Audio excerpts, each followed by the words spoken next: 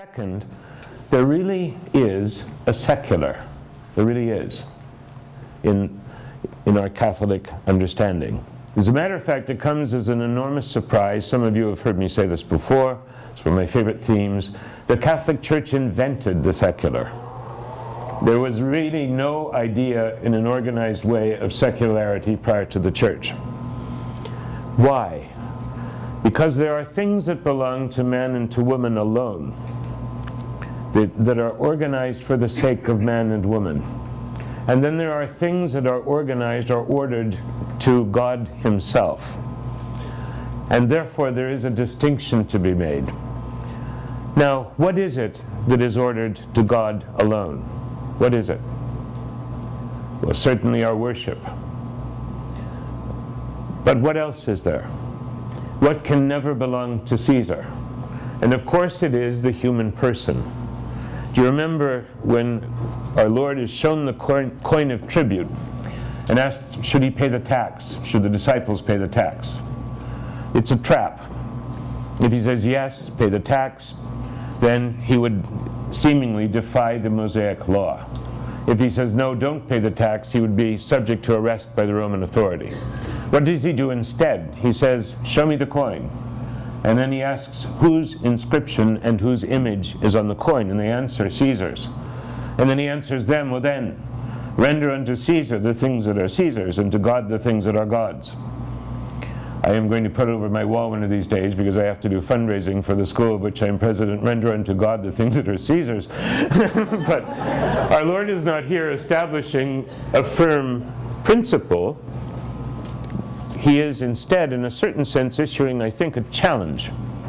What is it that belongs to God alone? And it is the human person. What is it that is in the divine image and likeness? It is the human person.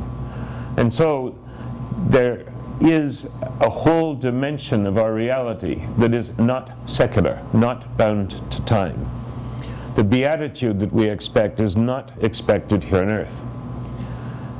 At the same time, the secular things, the things that are organized for the sake of, ordered to man and woman, these things are not thereby profane. They are in fact sacred things, because they are ordered to man and woman who is in the divine image. These things have their own proper dignity. What does that mean? It means that there is no such thing as Christian mathematics or Christian physics, or, with apologies to Mary Baker Eddy, Christian science. There is no such thing as Christian football. There is no such thing as Christian golf. Golf is its own religion. These things are secular things, and they have their own proper dignity, their own proper ends, and their own proper competence. We are not, in that sense, about establishing a theocracy. As a matter of fact, what we seek in the secular order is the proper ordering of things that are truly secular according to the real competence that belongs to the laity. What does that mean, real competence? So I think the year before last, a young man who was working for me invited me to his family ranch in Arizona. And so I went. I went for 3 or 4 days, I think 4 days. And I managed in that 4 days to manifest every ineptitude ever seen on a ranch. Everything from sighting the gun in the wrong way, I had the wrong eye open, unfortunately it was noticed, to being incapable of figuring out a rope fence and so on. At the end of that period of time, I wanted desperately to sit the family down and say to them, you know, there is an area in which I'm regarded as having some competence.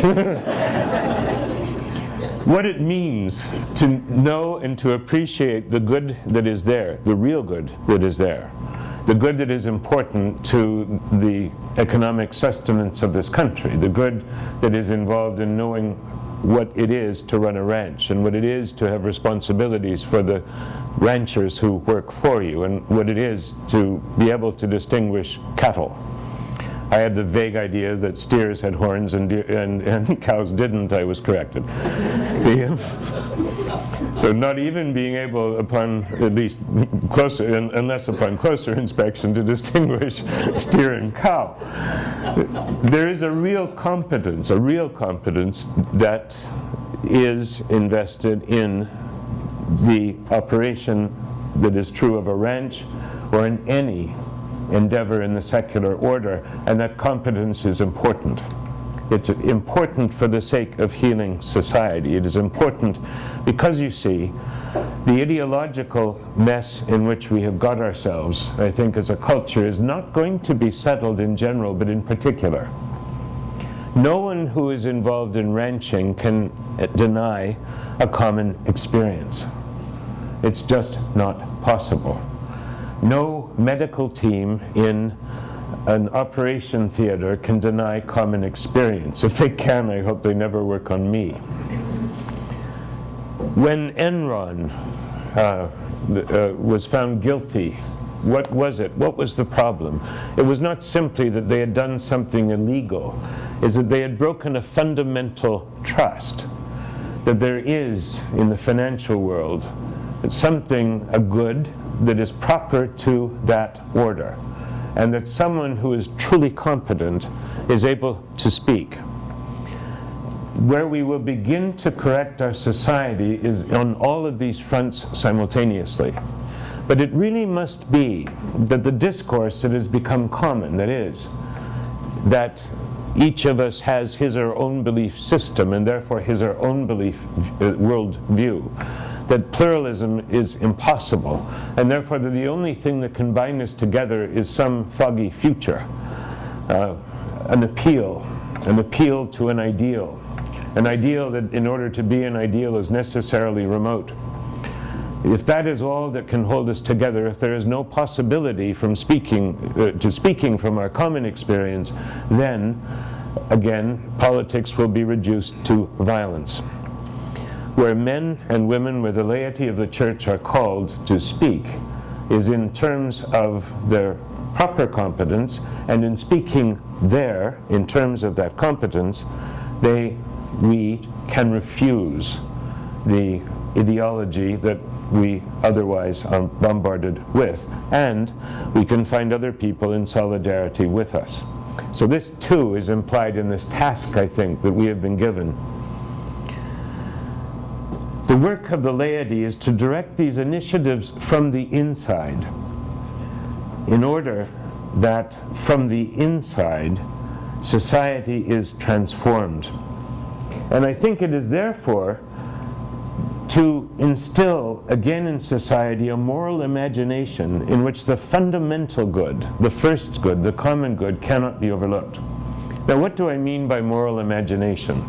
I apologize, I can find no better way of thinking about this, and if anyone has a suggestion at the end, please correct me or offer it to me.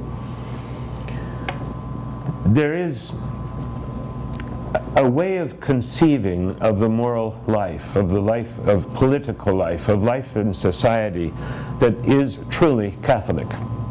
And there is a way of conceiving or of imagining life in society that is truly not.